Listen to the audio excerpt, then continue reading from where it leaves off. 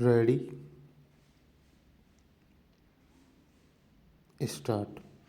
महोदय, भारतीय समाज बहुभाषी समाज है और हमारे इस समाज में बहुसंख्यक भाषाई वर्ग के अल्पसंख्यक भाषाई वर्ग से मधुर संबंध है। अतः यहाँ बहुभाषिता सहज स्थिति के रूप में स्वीकार्य है।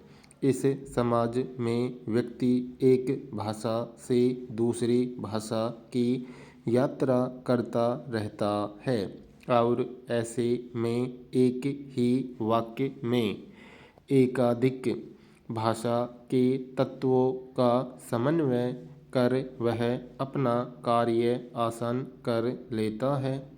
ओरो टिकट दीजिए। और यह एक पंक्ति राष्ट्रीय एकता के सूत्र में एक और सूत्र बढ़ा देती है। राष्ट्रीय एकता का संबंध समूह मस्तिष्क से होता है और समूह मस्तिष्क को प्रभावित, संचालित तथा नियंत्रित करने के लिए संप्रेषणीयता की शक्ति का उपयोग किया जाता है। विचार, भावना एवं व्यवहार को उद्देश्य के अनुकूल जगाने एवं मोड़ने में विशेष प्रभावोत्पादक शब्दों का उपयोग किया जाता है। विज्ञापनों की भाषा, चुनावों की भाषा, क्रांति की भाषा, आंदोलन की भाषा आदि वाक्यांश भाषा की इसी शक्ति की ओर संकेत करते हैं और यह शक्ति राष्ट्रीय एकता को पुष्ट करने में सर्वाधिक कारगर होती है, हुई भी है।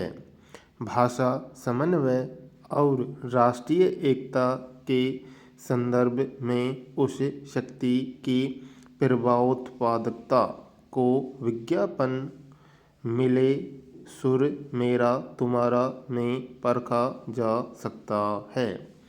समन्वय, राष्ट्र, एकता इन शब्दों का शब्दकोश में जो अर्थ दिया गया है वह है समन्वय विरोध का अभाव।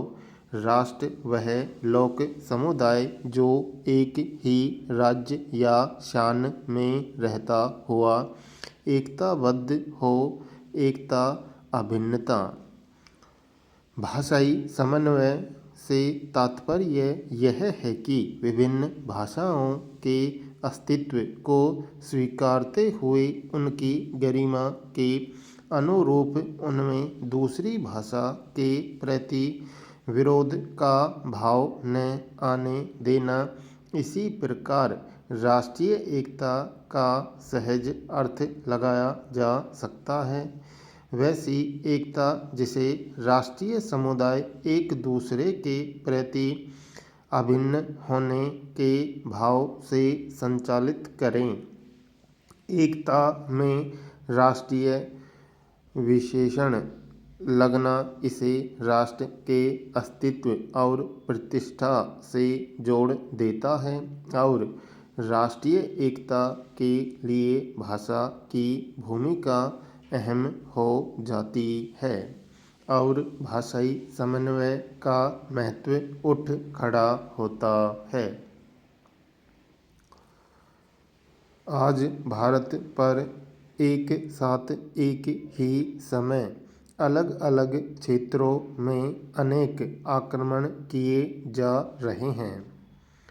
ये आक्रमण आबादी के भी हैं और आर्थिक भी, सांस्कृतिक भी हैं, धार्मिक भी, शिक्षा साहित्य पर भी हैं और रहन सहन तथा मनोरंजन आदि पर भी।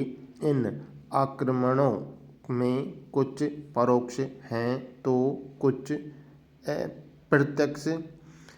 कुछ आक्रमणों से केवल सरकार अवगत है और केवल कुछ का आम आदमी को भी पता है।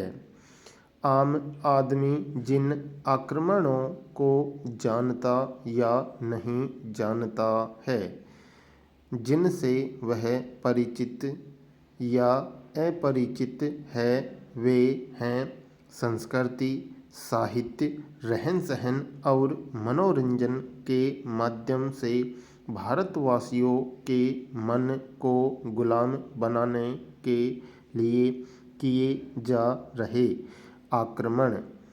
ऐसे में भाषाई समन्वय का संबंध राष्ट्रीय एकता से और गहरा हो गया है।